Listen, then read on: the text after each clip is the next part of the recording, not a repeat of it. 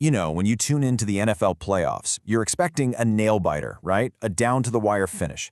But every once in a while, you get a game that just throws the script out the window. A wild-card team on the road that doesn't just win, they completely dominate. Well, that's exactly what happened when the Houston Texans went into Pittsburgh, and we're going to break down how it all went down. So let's just start with the final score. 30-6. I mean, come on. That's not just a win. That is a complete and utter demolition.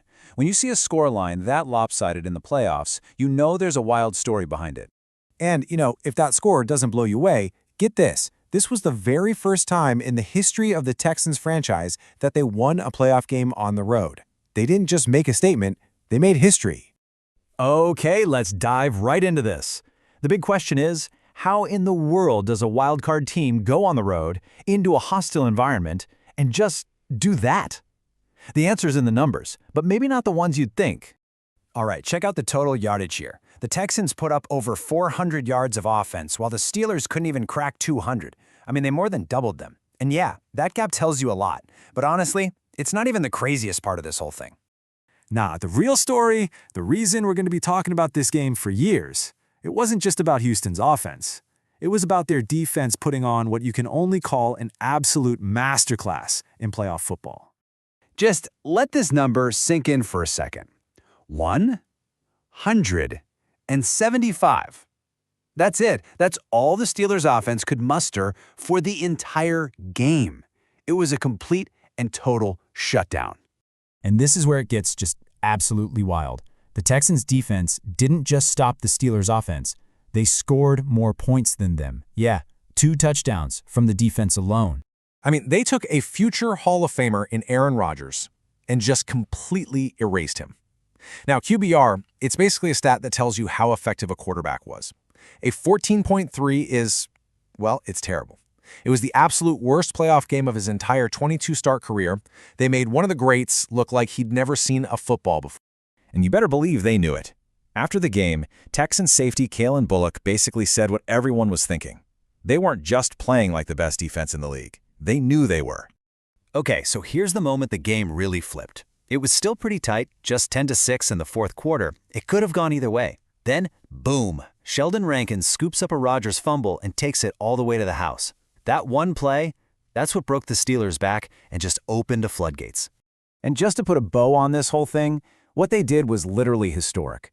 Only one other team in the entire history of the NFL playoffs has ever scored multiple defensive touchdowns while pitching a shutout on offense. I mean, that's just legendary.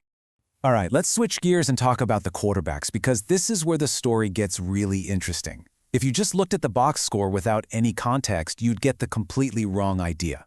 So at first glance, you might think, wow, CJ Stroud actually had more turnovers than Rodgers. And you'd be right. But this game wasn't about being perfect. It was about being resilient. And, wow, it was about having a defense so good they could literally bail you out of anything. And yeah, Stroud was far from perfect. The guy fumbled the ball 5 different times. 5! That ties the all-time record for fumbles in a playoff game. You just don't win a playoff game when your quarterback does that. Ever. But somehow he did. Like his coach DeMeco Ryans said, Stroud never let it get to him. He could have folded, but he didn't.